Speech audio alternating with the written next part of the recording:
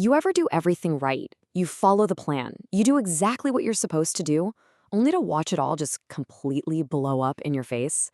It's one of the most confusing and frustrating places to be. So today, we're going to dig into that exact feeling. How in the world do you trust a path when it feels like it's leading you right off a cliff? Let's get into it. I mean, this is the question, right? You obeyed. You took that scary leap of faith. And what did you get? Not a reward, you got chaos. Instead of things getting easier, the pressure just doubled. It honestly feels like a betrayal, doesn't it? Kind of like a cosmic joke is being played on you. And hey, if you've ever felt that way, you are in some very, very good company. Lean not on your own understanding. Okay, this is the core of it all, but what does that actually mean when things are going wrong? It means you have to somehow set aside your own logic, your gut feelings, that voice in your head that's screaming, this isn't how it's supposed to work, and instead choose to rely on God. Let's see what that looks like in one of the most dramatic stories ever told. So let's jump back in time, way back to ancient Egypt. The people of Israel are in an absolutely desperate situation. They're slaves. Their suffering is it's become completely unbearable. But right when it feels like all hope is gone for good, a promise finally arrives. Just let that number sink in for a second. 430 years. We're talking about generations of people being born into and dying in brutal, forced labor, making bricks day in and day out, being treated like property, their spirits just absolutely crushed under the weight of the most powerful empire on earth. This wasn't just a tough time. This was a permanent, hopeless reality for them. And then God speaks. He tells a man named Moses, I have seen what's happening to my people, and I care. He sends Moses and his brother Aaron with this incredible promise of deliverance. And you can imagine the people's reaction, right? It was pure joy. They believed it. They worshiped God. Finally, the nightmare was about to end. Hope was here. Okay, so this is the moment. This is when everything should have gotten better. Moses, he has a direct command from God. He steps up to do the right thing. But what happens next is the exact, complete opposite of what anyone, especially Moses, could have possibly expected. And this is where it all goes sideways. I mean, look at this contrast. Moses walks right up to Pharaoh and says, the God of Israel says, let my people go. Pharaoh's response? Just pure contempt. He basically laughs in his face and says, who is the Lord that I should obey him? And he doesn't just say no. He actively punishes them for even asking. He takes away the straw they need to make bricks, but demands they produce the exact same amount. Their work suddenly becomes impossible. Their suffering literally doubles. The very act of obedience made their lives a living hell. Can you just imagine the emotional whiplash? One minute you're celebrating freedom, and the next you're being beaten because you can't meet an impossible demand. Hope didn't just fade away. It was violently stomped out. And the people, they broke. In all their pain and fear, they don't blame the evil, tyrannical Pharaoh. Nope. They turn on the two guys who brought them the message of hope in the first place. They scream at Moses and Aaron, yelling, you've made things so much worse.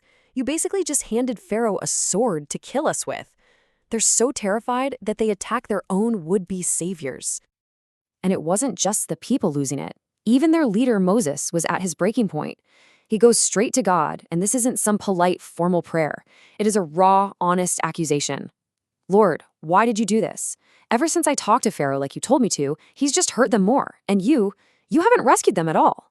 It's the cry of a man whose understanding of the situation has completely and totally failed him.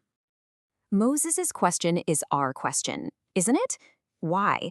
When you do the right thing and it all goes horribly wrong, what are you supposed to do?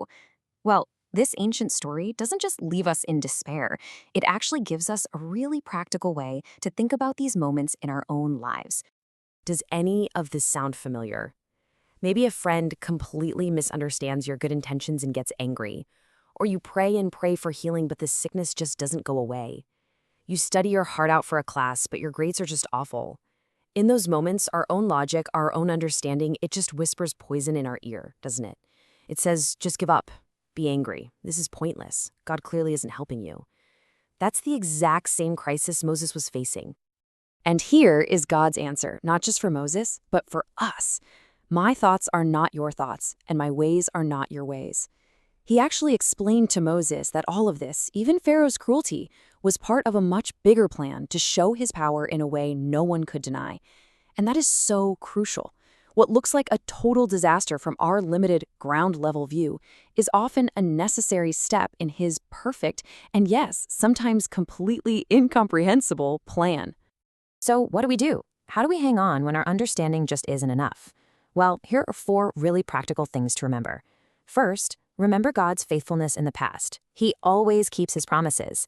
Second, acknowledge his surprising methods. Just accept that his road to victory might look totally different from the one you mapped out. Third, think about where your fear is coming from. Recognize that the voice telling you to doubt and despair is pushing a false story.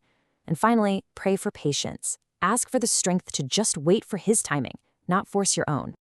The story of Moses is an amazing example for sure, but it's really just pointing us toward an even bigger, even more mind-bending plan.